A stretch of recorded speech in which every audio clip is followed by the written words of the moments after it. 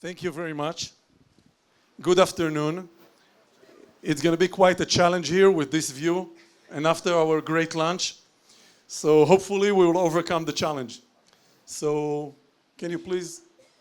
Thank you very much. So today we're going to speak about innovation.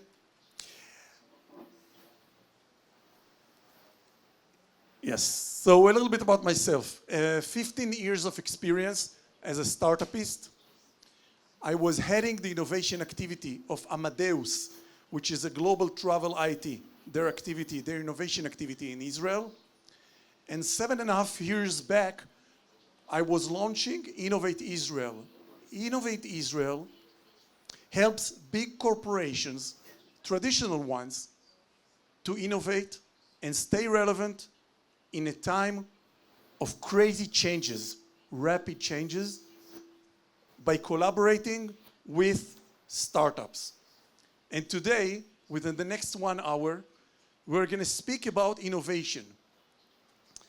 All of you know what's in common between the following brands: Blockbuster, BlackBerry, Agfa, Kodak, Yahoo, MySpace, and this one. All of them have been disrupted. This was the first page of the Forbes not that many years back, in 2007.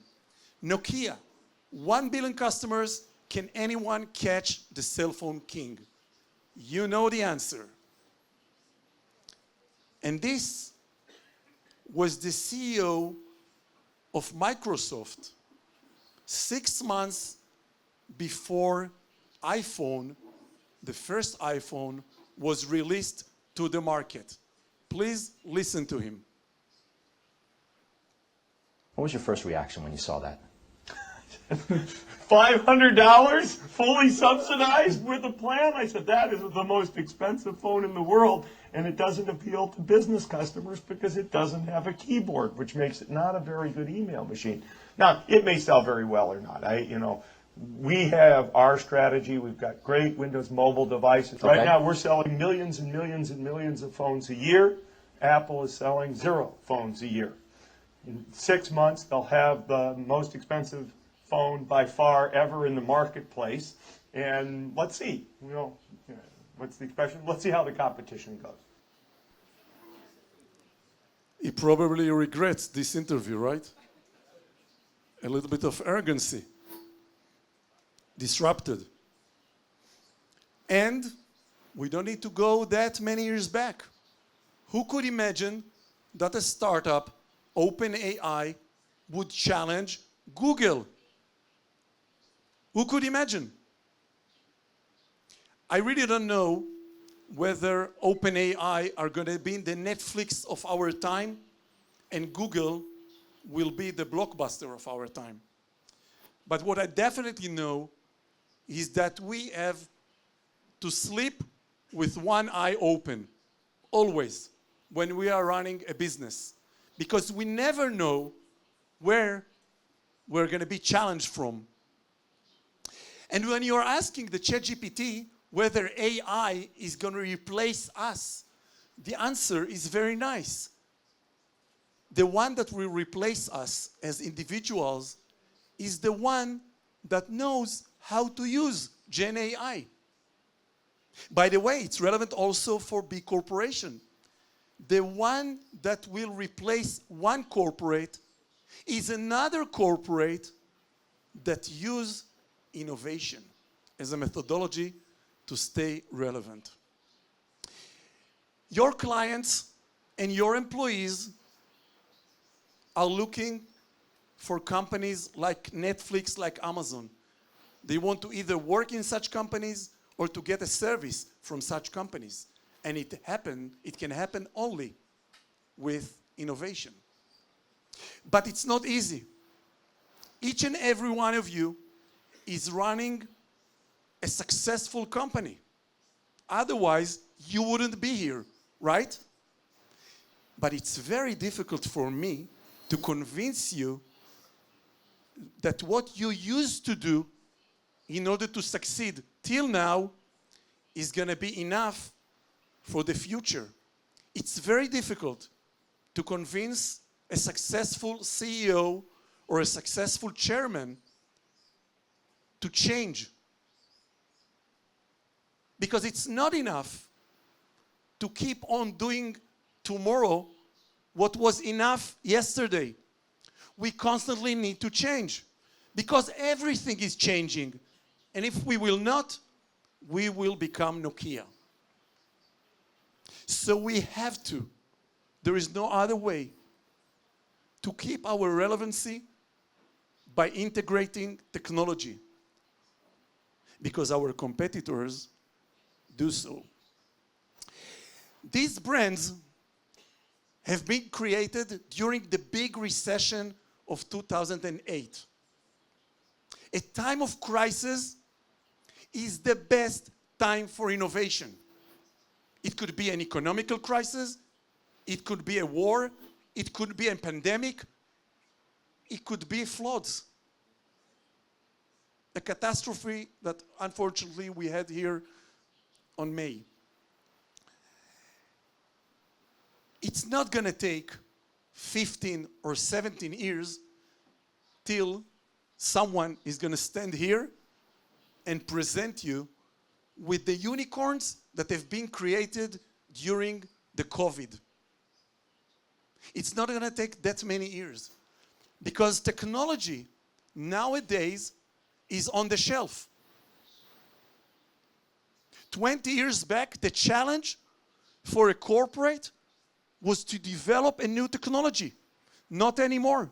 Technology is out there. You just need to use it. Technology these days is not an obstacle. It's an enabler. For the telephone of Graham Bell, it took 75 years to reach 50 million users. For Facebook, it took 3.5 years. For ChatGPT, as you know, it took 5 days to reach 1 million users. While for Spotify, it took 5 months. For ChatGPT, it took 2 months to reach 100 million users. While for Spotify, it took 55 months. Technology allows us, but also our competitors, to move faster than ever. So we have to know how to keep our relevancy. It's not easy, but it's possible. And when BCG has recently asked senior executives around the world, what are the leading technologies in the years to come? AI for sure, but also robotics. By 2026, which is not that far away, it's in a year and 3 or 4 months, right? 80% of organizations will be using Gen AI. That's according to Gartner. And there are many use cases to implement Gen AI. In the customer service, in the risk management, in work processes, in tech development.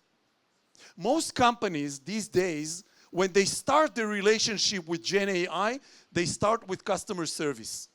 That's a great place to start, to begin with.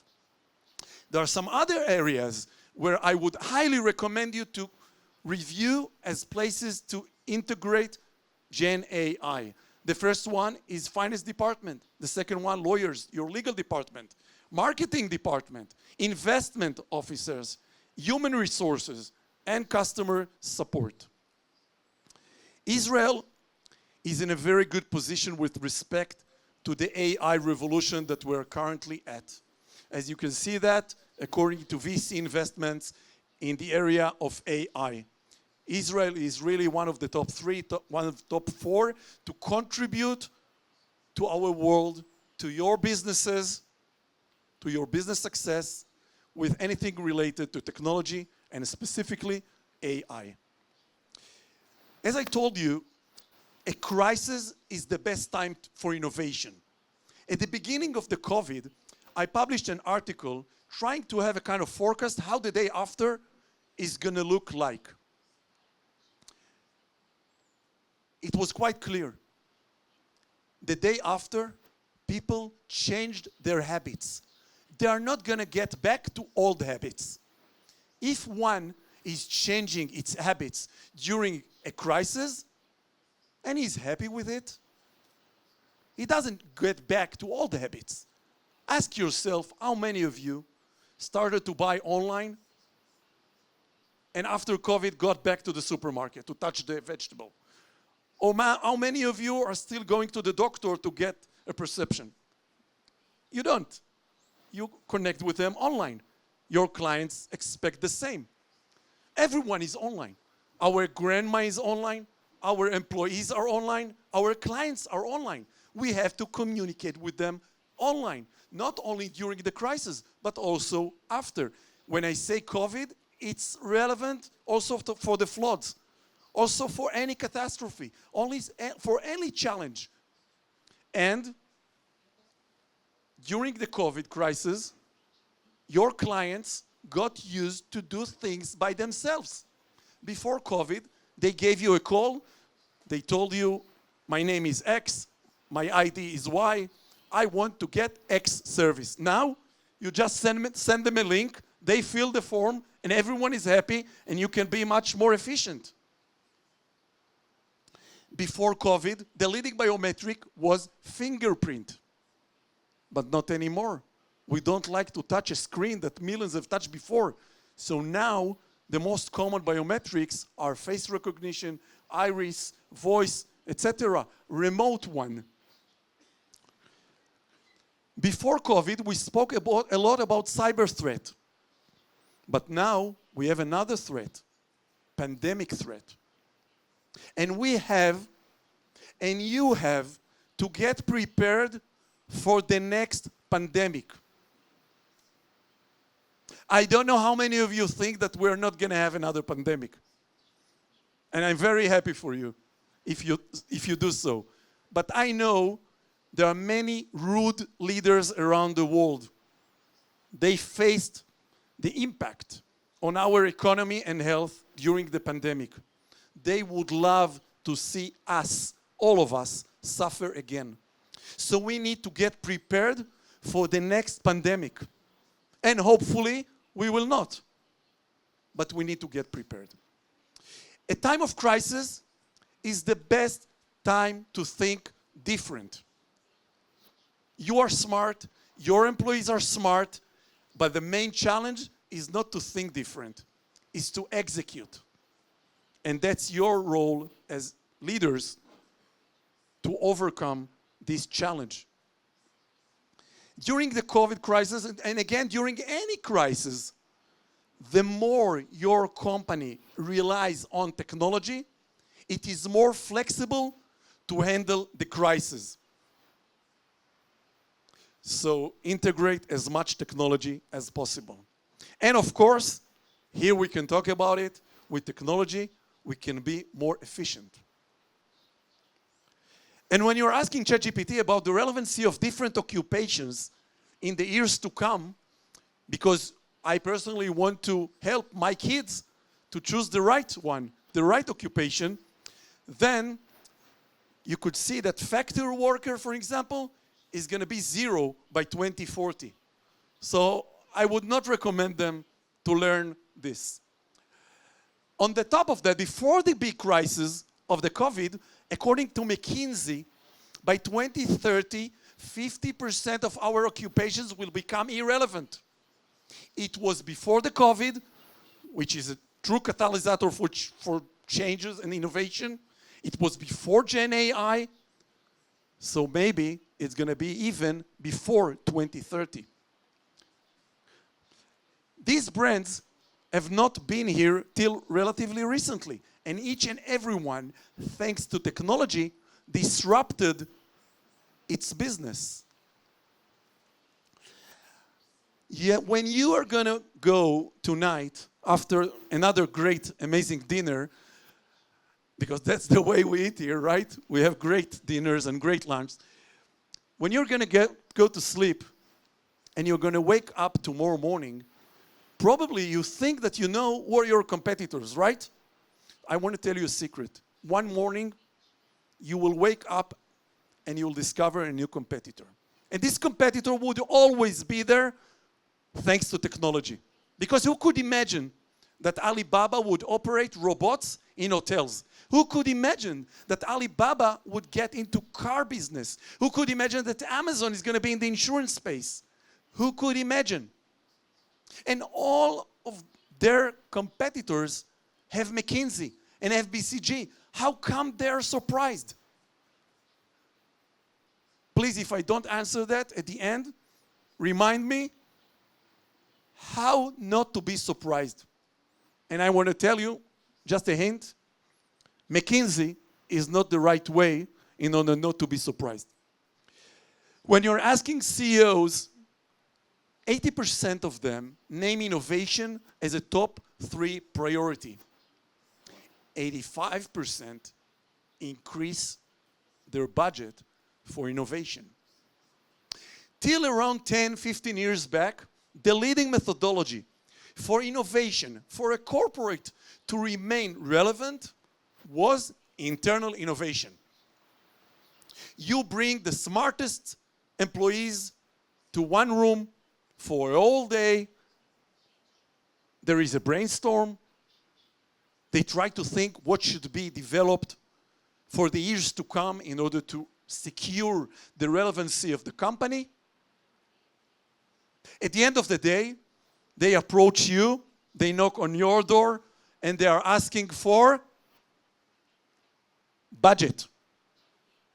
They ask for budget in order to develop their idea, in order to hire programmers, engineers, product people, in order to develop a product that they think is the most important one for your company. This product is going to cost you a lot of money. And the product would be ready in a few years. Your clients don't have the patience to wait few years. They want the product now. Because your competitor provide them with this solution now.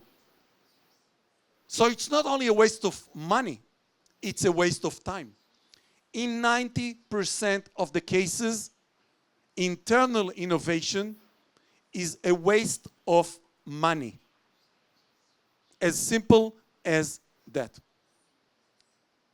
The opposite of internal innovation is external innovation. The right terminology, the professional terminology, is open innovation.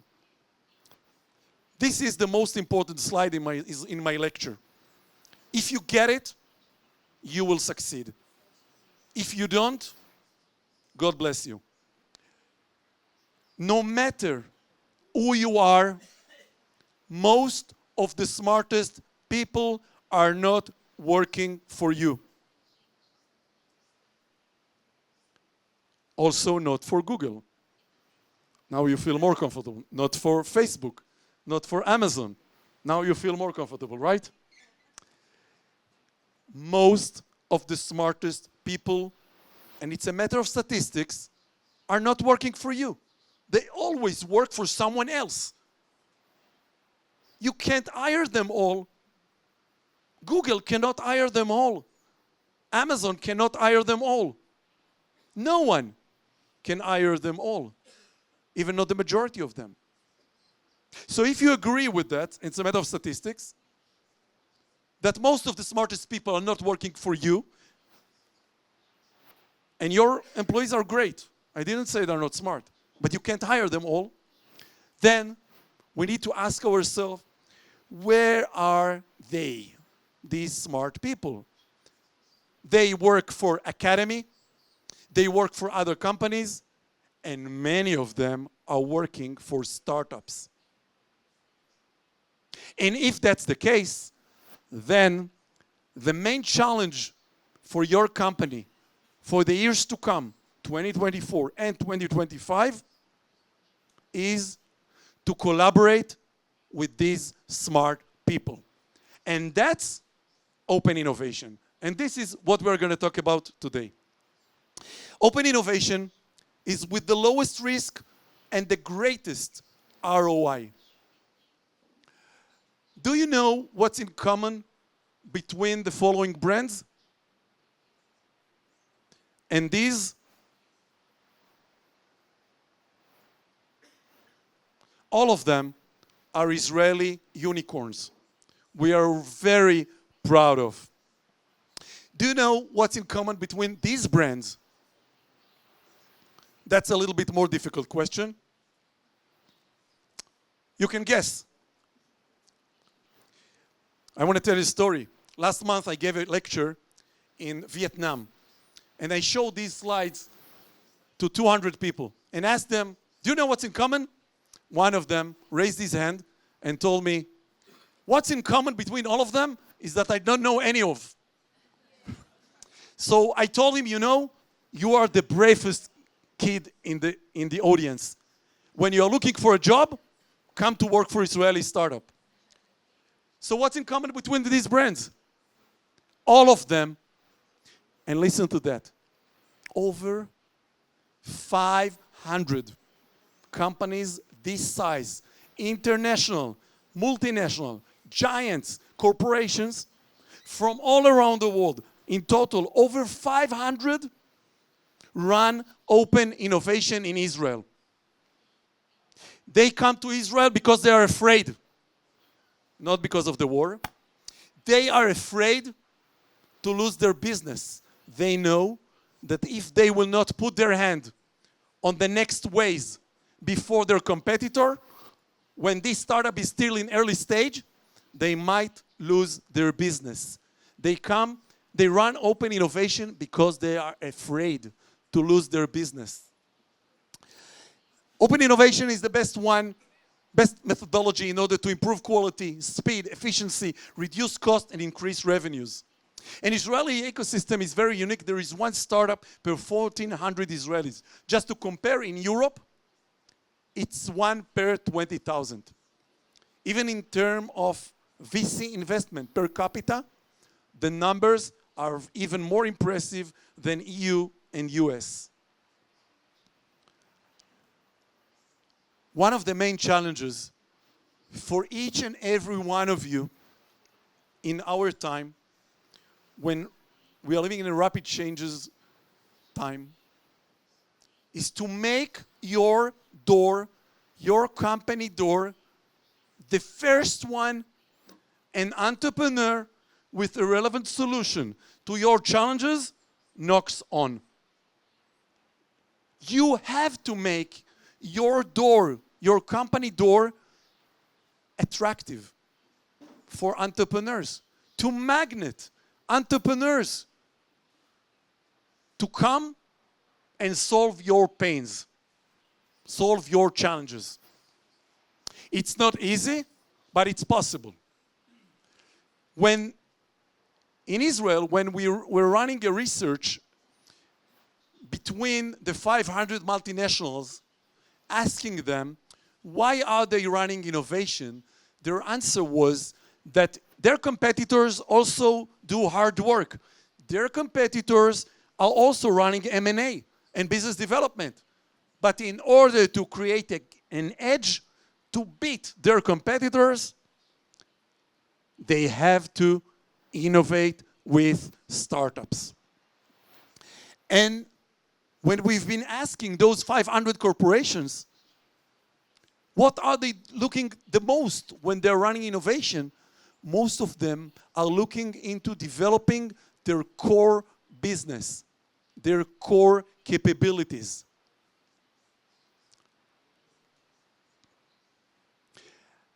But they tell us what we know. It's not easy to overcome the cultural gap between a corporate and the startup. They speak completely different lingo. In Israel, the ecosystem is not unique due to the numbers. In Brazil, in Silicon Valley, in Paris and in Singapore, you can find great technological ecosystems with many startups and foreign delegations and professional investors and accelerators and incubators and multinationals and service providers. What makes unique the Israeli ecosystem, many are talking about chutzpah, which is a way of behavior. Many are talking about the Israeli army. I want to tell you something else. In Israel, all of these ecosystem players are sharing, are collaborating, even competitors. They are not idiots to share secrets, but they are sharing. They collaborate. It's a nature of our culture to share. And when you share internally and externally, everyone is happy, everyone is moving faster.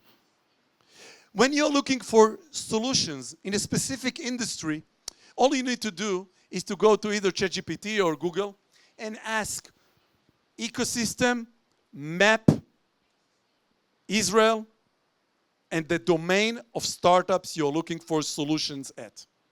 This is what you get for healthcare, digital healthcare.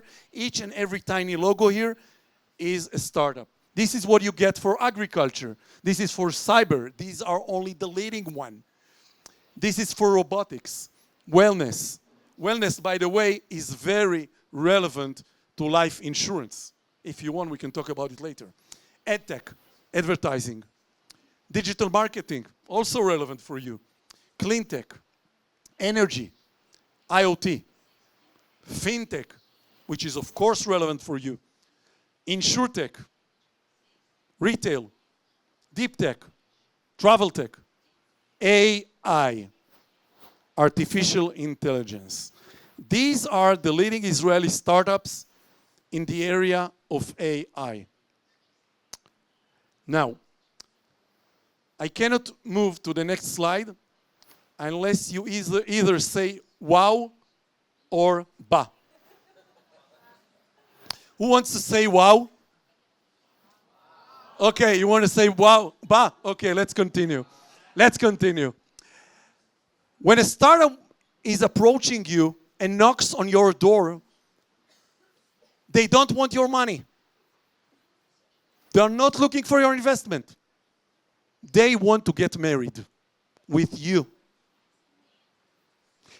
Getting married for a corporate and a startup is a win-win. On one hand, you are the best in what you do. You are domain experts. You have a working platform. You have clients. You know the business the best. Startup don't know nearly as you do. On the other hand, you meet a group of professionals, talents, real talents. They know technology very well and they are eager to succeed. They work 24/7 in order to get an exit. This marriage between you and the startup is a win-win. They will get a better product that fits the market needs, and you will get the best technology before your competitor for pennies. That's a real win-win. Get married with startups. But it's not easy. When I approach a big corporate and start consulting them how to work with startups, it usually starts like this. I receive a WhatsApp. Who is the company that you hate the most? In Israel, it's hot. It's one of the cellular providers. But who is the competitor that you don't like? A name of an insurance company that you don't like? You don't need to tell. They will tell. There are no competitors to Icatu. There are competitors? Give me a name. No name. Which? Bradesco. With all the I receive WhatsApp. With all the respect, we are Bradesco, I don't say it right, and suppliers stand in line to work with us. That's a kind of message I receive. 2 mistakes. No one stands in line to work with you. They can always cross the road and work with your competitors. And a startup is not a supplier. The toilet paper is a supplier. A startup is a partner. And then we receive a message from the startups. Come on, They need to get moving. In a quarter of the time, Icatu moved forward to the procurement. Icatu were fast, and the other one was very, very slow. And startups cannot handle a corporate that work slowly. They don't have your time. And last message I received from the legal department, which you're all familiar with, I believe it will take up to 3 weeks to send the first draft on the agreement. Come on. Startups don't have 3 weeks time. In 3 weeks time, the startup is going to die or cross the road and work with a competitor. As simple as that. You want to work with a startup? Do it fast. So, how to do it right? I hope that I convinced you that you have to collaborate with startups. There is no other option. I hope that I did. So if I did, now how you do it right. I was publishing an article about 10 tips how to do it right. According to the experience those 500 multinationals gained in Israel.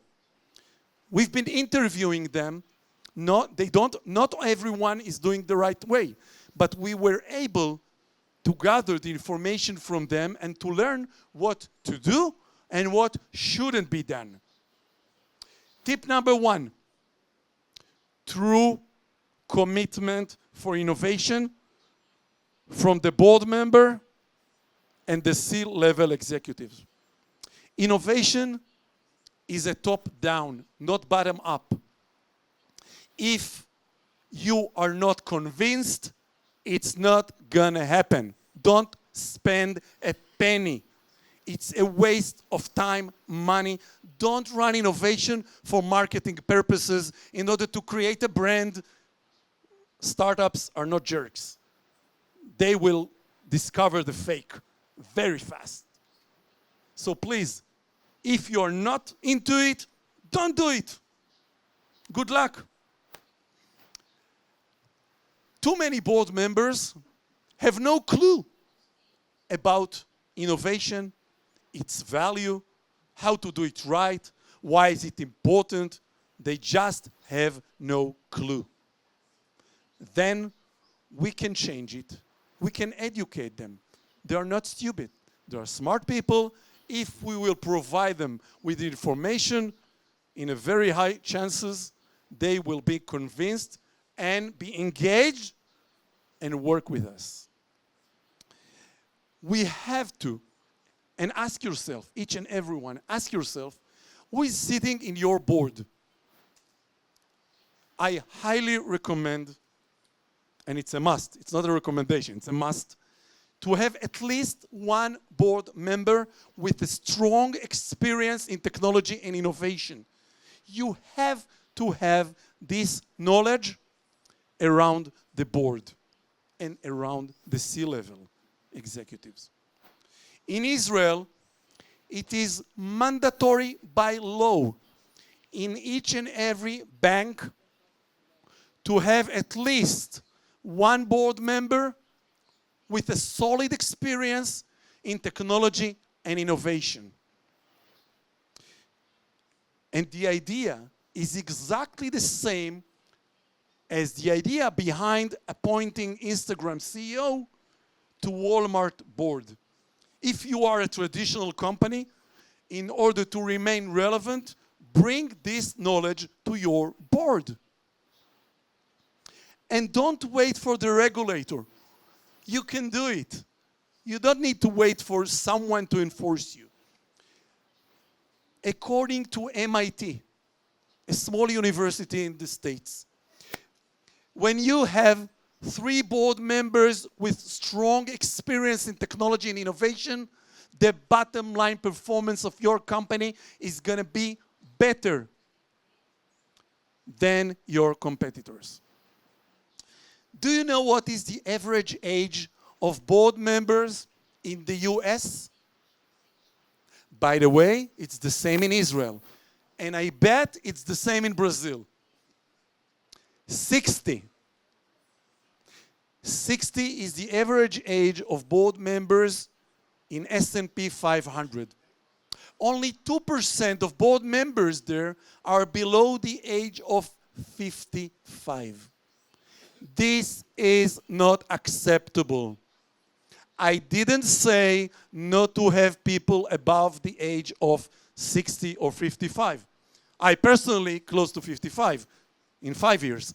But I said diversity. We have to have diversity in our company, within our employees, but also within the C-level and the board members. We have to have diversity with respect to gender. Thanks God, I think in Brazil and Israel, we're in a good position. We don't see here only men. We have to have diversity with respect to age, and we have to have diversity with respect to professional background. Otherwise, our grandchildren knows better than we do where this world is heading out. That's the case. My kids know quite more than I do where this world is heading. In many cases, I ask their advice. And by the way, do you know Accor hotel chain? Accor. You know Accor hotel chain? They came up with a brilliant idea. They created a shadow board of kids below the age of 35. Before each and every board meeting, the kids are getting together, review the same agenda of the board, and come up with their opinions, with their view. It doesn't cost money. It is just a matter of state of mind. When you have committed board members, engaged board members, and you have diversity, suddenly the miracle happens. You start discussing innovation in your board meetings. You start allocating budget for innovation. You meet entrepreneurs. And I want to tell you a secret. You also share your innovation activity with your shareholders. And when the shareholders know about you running innovation, the price per share is getting up. So it's a win-win. Because financial institutions, when they are coming to invest in companies, they prefer to invest in companies that are running innovation. Makes sense, right? Tip number 2, have a single point of contact in your company for innovation purposes. Not 10 people, not 30 people, one person, one employee that carries on his business card the term innovation. One, that the ecosystem would know who is the one to approach if they want to get engaged with you, if they want to get married with you. Who is the one? You're running companies, big ones. It's very complicated for a startup to find too many people there. You need to have one. Tip number 3, share your challenges with the ecosystem. Before Gen AI, I used to recommend my clients to share their challenges with the ecosystem every year. Now my recommendation is every quarter, because everything is changing so fast. And challenges that are relevant now will be irrelevant next quarter. And don't be afraid that your competitors would know what your challenges are. I want to tell you a secret. They face the same challenges. The one who is going to win is the one that will execute first. That's the one. And there is a magic. When you share your challenges with the ecosystem, entrepreneurs are coming with solutions. There is another magic. When the ecosystem entrepreneurs are not familiar with your challenges, they are not coming. Tip number 4. There are 2 types of people in your companies. those with the fear of missing out, those that are led by being open. They're always looking to collaborate. They always want to know what's out there, what's new out there. These are the best people to promote. Hire only these people. There is another type of people in your, another type of employees in your companies. Those with the NIH, not invented here. If they see something that they were not inventing, someone else did, they will not promote it. They are motivated by their ego. These people are a true risk for your company future. As simple as that. Get rid of them. Fire them. Don't hire such people. These people risk the future of your business. Please talk to your HR department. Tell them about it, please. I want to tell you a story. Few years back, I don't know how many of you remember, a group of Thai kids in Thailand were stuck in a cave. Remember? The only way to communicate with these kids was with a unique technology called mesh. Let's call it walkie-talkie. Unique technology, unique walkie-talkie technology. This technology has been developed in Israel in two companies. One, a giant, over 10,000 employees, a leader in the homeland security business. I bet you know this company. I will not mention their name. And same technology has been developed in a startup I was working for called MaxTech. We had 20 employees. They had hundreds of engineers trying to do the same. We had a working product. They didn't. Every quarter, we met them. We wanted to collaborate with them. We wanted them to sell our product under their name and to pay us royalties. White label. Every quarter, a meeting with their CTO. He was pissed off to see that we were succeeding, and he didn't. After every meeting, he went to the CEO asking for a budget to hire another 50 engineers. I don't know, most of the Israelis' pension are invested in this company. We had only $20 million investment. They invested in this product hundreds of millions of dollars. The end of the story. A group of Thai kids were stuck in a cave in Thailand. Two devices, two walkie-talkies brought there. Two from Israel. One from Giant and one from our company. Little one, small one, 20 employees. Which one worked? This is the end of the story. The one that worked is the one of the startup. The one who got to CNN is the startup. The Giant lost all tenders in Asia only because they had an arrogant CTO. That's all. He was also a former commander, so as you can imagine, he knows everything. Tip number 5. When you meet startups, speak their lingo. Work fast. Come with an open mind. Answer them 24/7. Don't answer them next week. Today answer. If you are not interested, tell them immediately. But if you are interested, work fast. And when you are meeting a startup, try to think why yes. Why we want to get engaged with this startup. Don't look for excuses. Why not? Because excuses, we have many. We are always busy. We don't have the time. It's not going to work. Let's wait. Otherwise, if you look for excuses, your company might look like that. Chief killer idea, VP of status quo, VP of no, you got it. Tip number 6, treat startups like a partner, not like a supplier.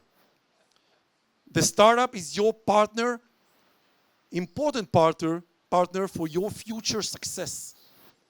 Don't treat them like the toilet paper supplier. It's completely different. By the way, In Israel, companies that succeed with startups, they pay the startups immediately.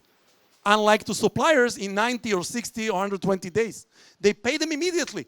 This sends a very important signal to the market that this giant understands how to work with startups.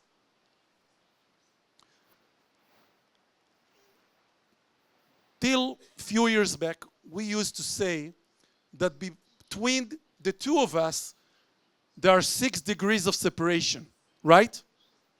6 degrees of separation means that if I'm interested to get to know the equivalent Icatu CEO in China, I would approach you on LinkedIn. You will approach a friend of a friend of a friend, 6 degrees till we reach that one in China. Not anymore. Between 2, there is maximum 1.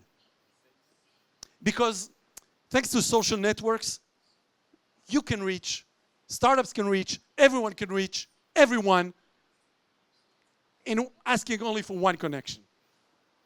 The reason I mention that is that if you will run innovation in an appropriate way, everyone would know about it in a second. Because everyone is talking to everyone. Everyone knows everyone. The entrepreneurs know each other. They would tell. If Icatu does great job, they will tell. And all entrepreneurs would knock on Icatu or on your door. But the opposite is also right, correct. If you'll do bad job, everyone would know about it as well very fast. Budget. Yes, you need budget for innovation. No, it's not a lot of money. To run a pilot, it's like in most cases, 5, 10, 20,000 euro. You can afford. I know you can afford.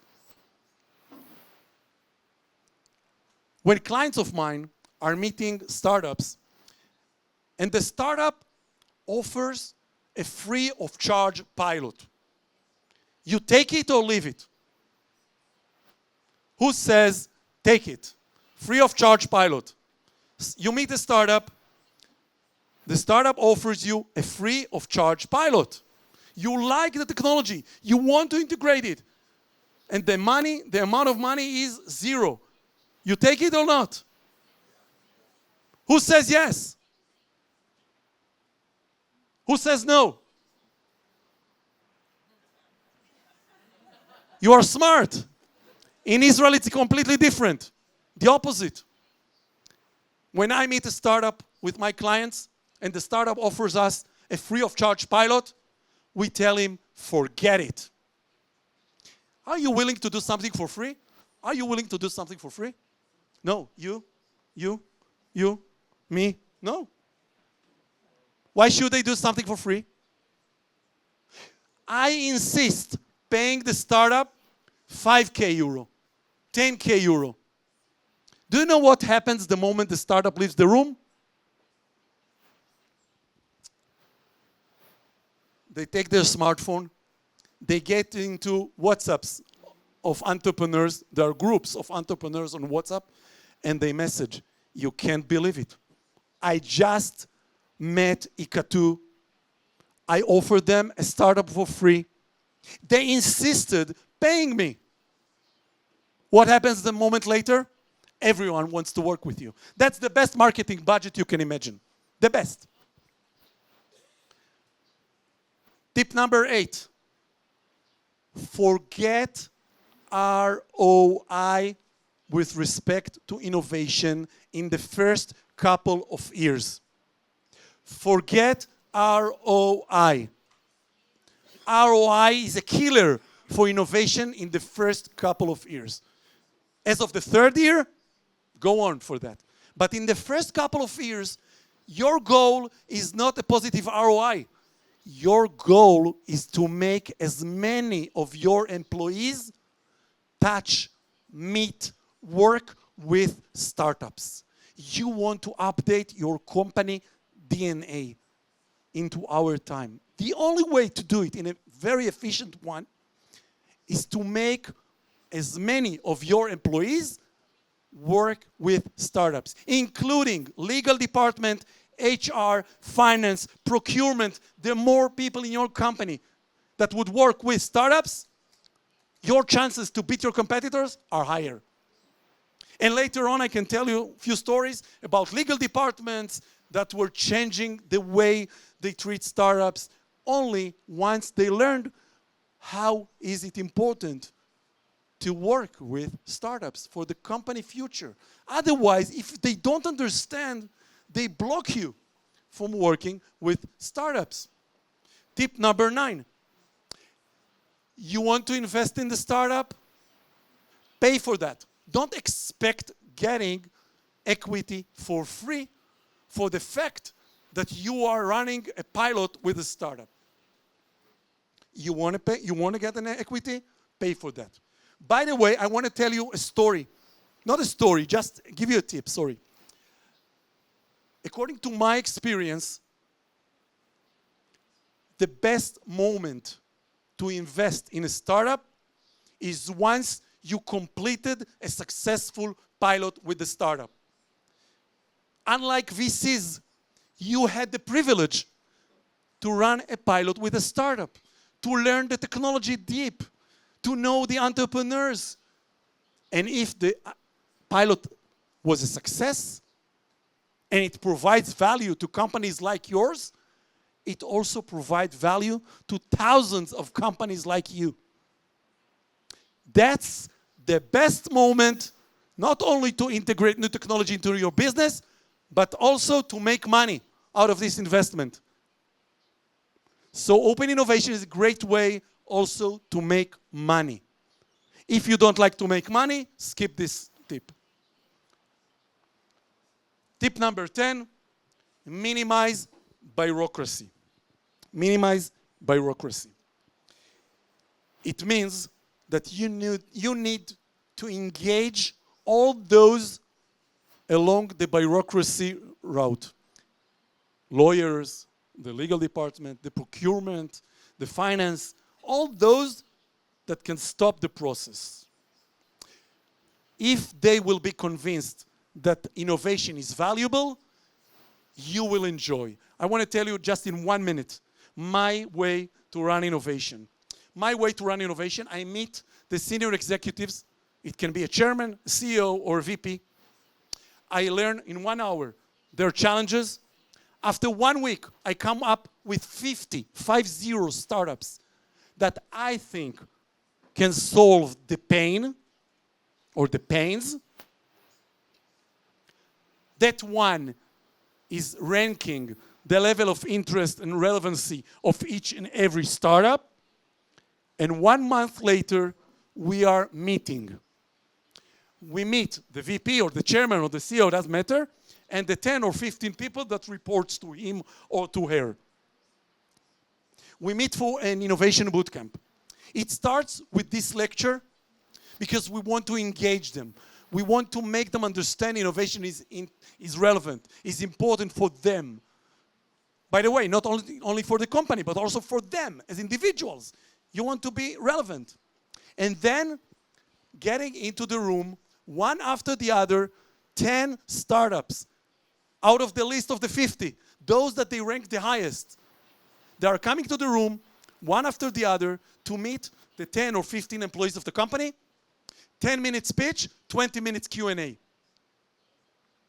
In order to explore a potential pilot.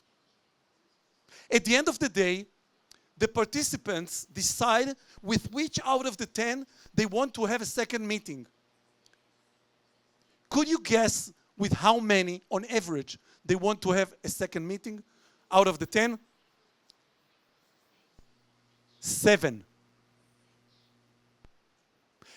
And these 7 will end up with 2 pilots and 1 full integration or 2, which is a great rate of success. It is very important to measure the success of innovation. There are many ways to do it. I have another lecture of 1 hour, but we have to go to rest a little bit and to eat dinner. But if you want, you can message me later on and I will provide you with this innovation, because I cannot stand here for 1 hour and tell you it's important to share without sharing, right? It doesn't make sense. But generally, you measure the level of engagement of the board and management, the amount of funds, the number of pilots, the culture of innovation, and for the last part of my lecture, I was preparing you a list of few startups that I think are relevant to your business. I will mention each and every one for a few seconds because we don't have the time, and I want to leave time for questions. So the first one is a company called AIO. This company, and all of them, of course, leverage Gen AI. Goes without saying, right, these days. This company collects, classifies, cross-check, and analyze financial documents in real time. It improved deal closure and introduced the turnaround time from day to hours. Your company is doing a lot of stuff in the back office. It takes a lot of time, a lot of human resources, a lot. This company can make it much more efficient. For example, if a client of yours provides you with documents and the documents doesn't fit the information at the CRM, this company will identify it immediately. If your client provides you with a document and there is a missing data there or a missing document, they will interact with the client immediately. You don't need to give them a call. That's one company. Another company is called Heka Global. This company that is relying on a very unique technology that has been developed in the intelligence corps in Israel, especially with respect to our neighbors, is very much relevant to your clients. This company enriched data about your clients.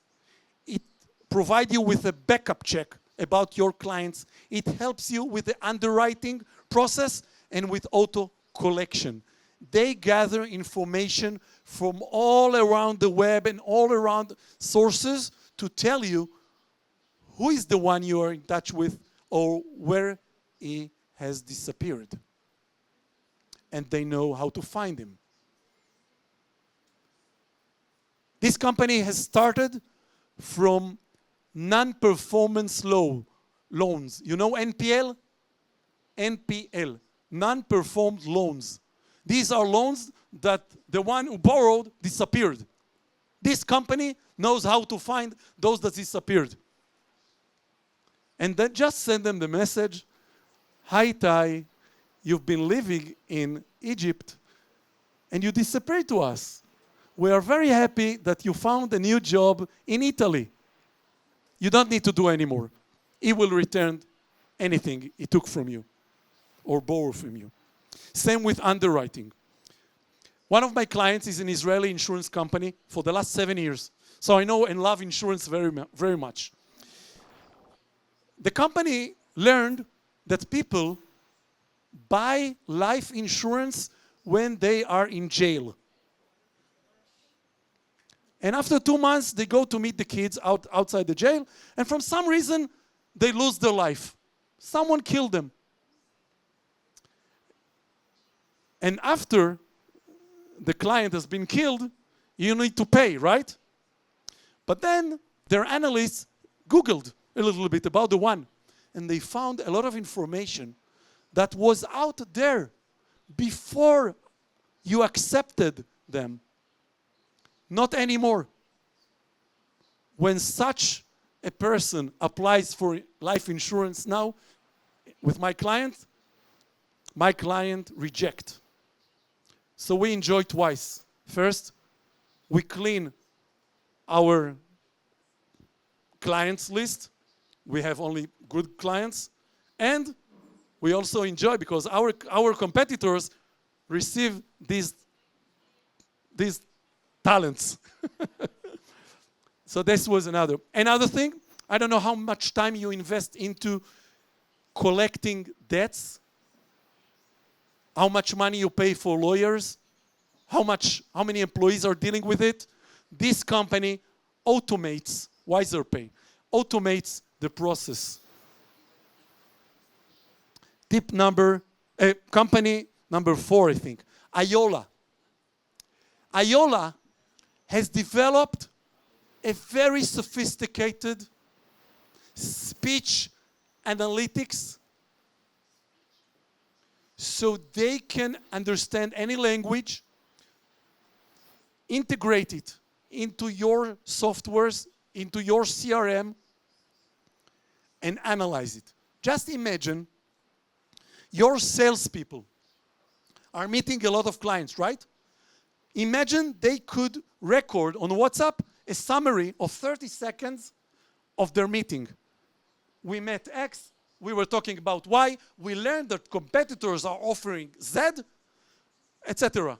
And the moment they send it on WhatsApp, it is integrated into the CRM. It's a huge value for you. Huge value. Because currently, you have no clue what your salespeople are doing. You have no clue what kind of information they receive. And they have a lot of information. This technology, you can do it with any other departments as well. Leverage the speech. Leverage the voice. Another company. This company is Bridgewise, and the other company is Pronto NLP. These two companies analyze automatically the quarterly reports of traded companies around the world and provide you with a recommendation whether to invest or not. It saves a lot of analysts' time. A lot. And it does a better job. Trust me. Bridgewise analyze the number. Pronto NLP analyze the text. The combination is amazing. You will make more money. Another company, Digital Owl. Digital Owl is a company I met in 2018 with my client, the insurance company. They got into the room and they told us that the co-founder is Professor Amnon Shashua. Professor Amnon Shashua is the best AI professor in Israel. He is the founder of Mobileye. You heard about Mobileye? So he had a little exit to Intel for $15 billion. So we had to listen to this company. And they told us that they know to summarize legal documents for lawyers. And we told them, you waste your time. There is no money with lawyers. Could you do it with medical records? Could you summarize medical records for us? And the answer was yes. They pivot. We invested for $1.5 million for $6 million pre-money valuation. Their valuation nowadays is 9 digits. Great tool that saves a lot of time in the claims management. And claims management is an area where insurance companies, and by the way, also all the back office, also banks, waste a lot of time there. And AI is there to help you. Another company is Motivate. Motivate is a behavioral prediction technology that allows you to predict how your clients will behave when they receive an offer from you, according to different things that they learn from the mobile phone. I will not get into it, but you can approach them or I can put you in touch with them, no problem. By the way, feel free at the end of the lecture, in the evening, tomorrow, whenever you want, talk to me, tell me about your challenges. I would love to help you. No charge. Another tip, Blinks. Blinks.io. Blinks.io is a great tool for marketing purposes. Most of your clients don't understand the quarterly reviews you provide them with. They don't read, they don't understand. You can provide them with a short video personalized with this technology. They would better watch a video with their personal information rather than reading a quarterly document that you provide them with. Illumex, try to imagine you have a lot of structured data. Try to imagine you were able to communicate in a ChatGPT format with this data. Ask questions, gather learnings, get tips, get analytics. Only by a query, by a prompt, like ChatGPT. This is what this company does. It turns your structured data into a data you can communicate with. Uvital is an app that helps you to improve your clients' behavior. You want your clients to live as long as possible, right? You want them to live in a good way, in a high quality way of life, right?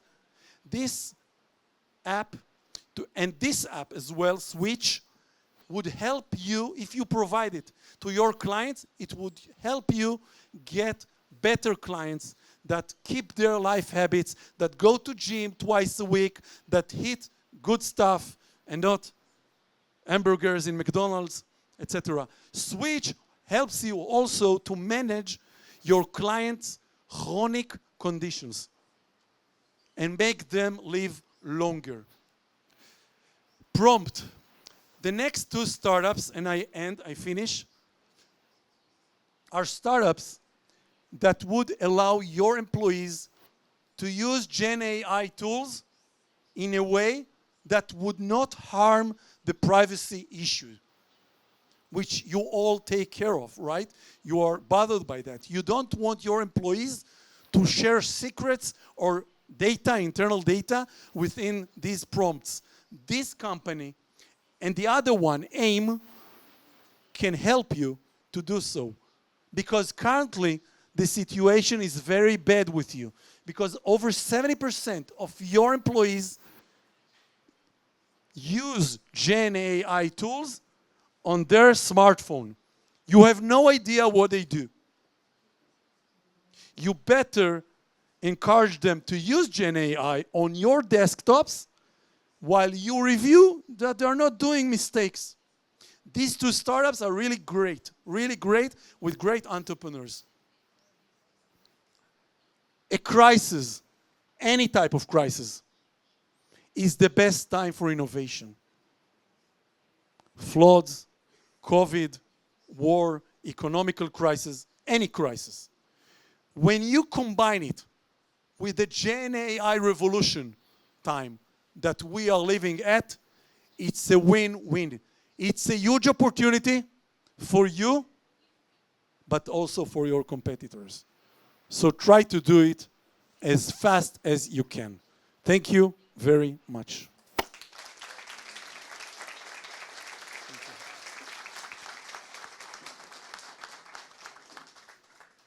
So now you are managing it. We have time for Q&A?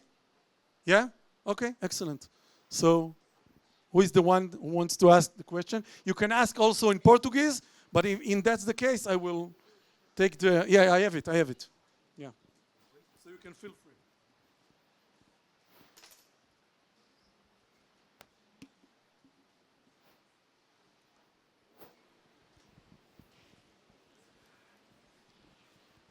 Yes, I can hear you. Yes, I can hear you. Okay. Anyone?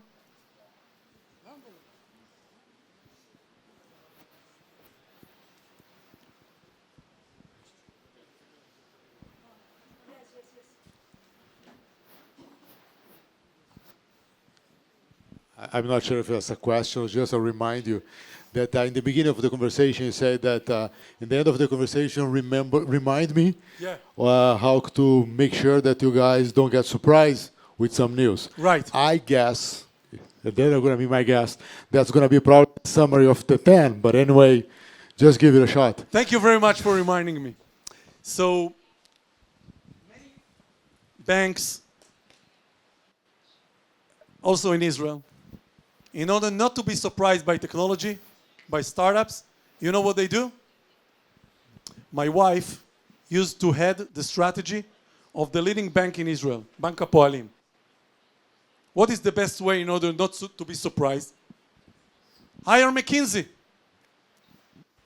But there is only one problem. First of all, it's very expensive. Not every company can afford. Also BCG. But the other problem is that McKinsey has no clue about innovation. And the reason is McKinsey has the smartest people, for sure. But they rely on public data. They go to Google, they go to all kind of data, open sources, and they provide you with a great stuff, 100 slides, 200 slides, after you pay them 7 digits in dollars. And they are trying to tell you what are the technological trends and how you should get prepared for that. McKinsey is a waste of money when it comes to innovation trends. And I want to tell you why. Because McKinsey don't know technologies or startups that are not online. They know startups with web appearance. But your innovation manager, if he or she does a great job, they know the startups when they're still in the garage. They know the startups in their early stage. They know the startups before the startup has a website. Because the entrepreneurs are knocking on their door to get their advice with respect to what they're about to develop. And this is by far cheaper and by far more relevant than hiring a consulting firm that would tell you what's out there. McKinsey can be surprised. But the chances that your innovation manager or VP innovation or whatever, the one who is in charge of innovation, would be surprised by new technology or by new startup is by far lower. By far lower. And it's much cheaper than McKinsey. Questions? No questions? How come? It was that bad? It was that unclear? Or you are shy? You are shy? Okay, so we can discuss later on, face to face. Thank you very, very much.